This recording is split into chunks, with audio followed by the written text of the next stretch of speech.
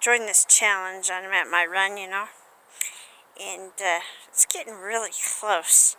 So I'm going to see if I can make the amount that says on that challenge, but I'm not quite sure I can do it, and I'm just stressing about it.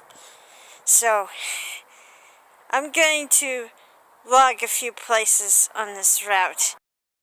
Okay, me again.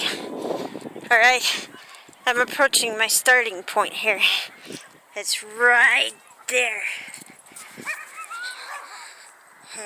Yeah, I can take it, but slowly.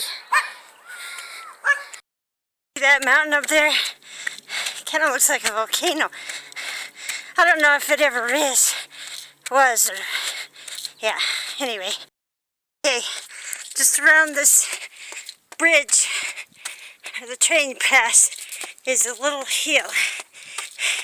And this little hill is so tough, it's hard to get a bike up. At least I can't ride a bike up it yet.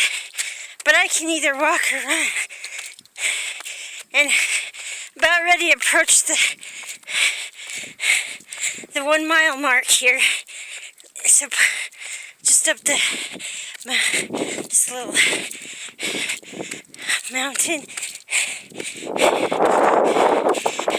Up. You do. So I tell myself. Okay, there it is.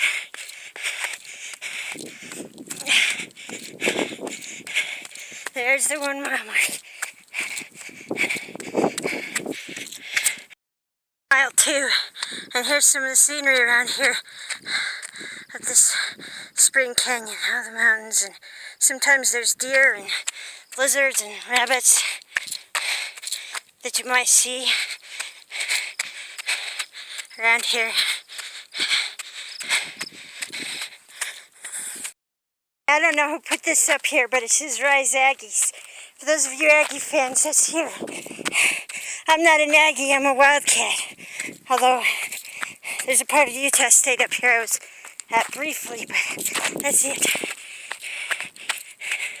It used to be College of Eastern Utah. There's the mountains.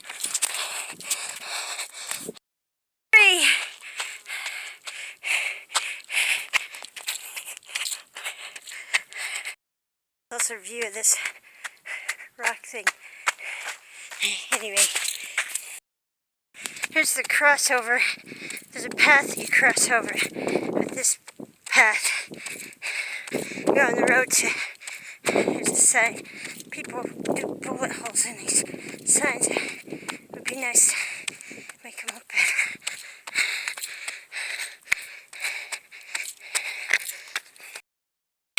There's a rock at the end of the trail, near the end of this trail, that I wish wasn't there. And there's also these rocks up there that look like heads. Pretty cool, huh? Anyway, that's what's up here. We're almost approaching the 4 mile mark. Other side of the rock cliffs.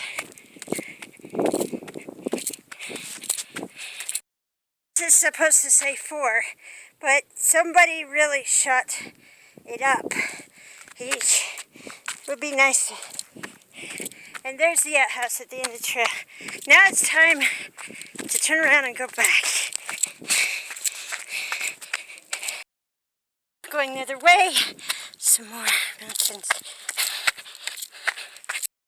Benches to take a break if you have to, because I know some people do have to.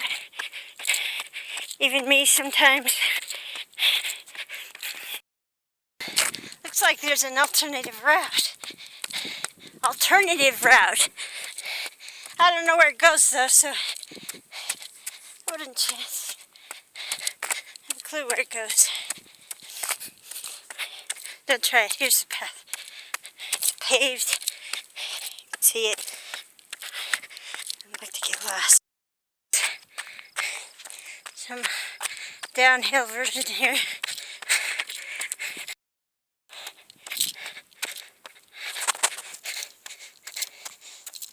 7, and down the hill we go. I go down this tough little hill.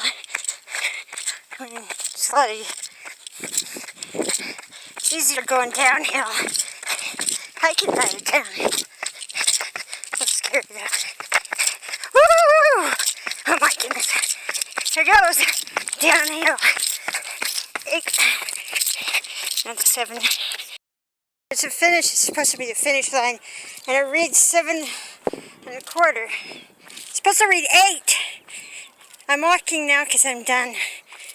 The mile markers say approximately 8 miles.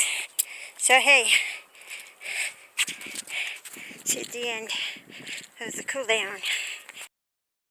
Okay, this thing's supposed to read 8. 8. Yeah, I did like a 1/4 mile walk and 8 miles today. And a 1/4 mile walk at the end, so it was supposed to, my GPS was supposed to read 8, actually 8.5 miles. And when I hit the finish line up there, it was supposed to read about an 8 1/4 or 8.20. But you know what? It didn't read that. It read a little less. Like when I got here in front of my porch, it was 8. It barely read 8 miles. So I'm kind of wondering, maybe GPS watches, some GPS watches are a little off. But it's better, I think, than those old pedometers that they used to have. So it's pretty close. You know, and plus I think GPS goes out in canyon areas or rural areas. So, you know, it's still a long ways. So, anyway.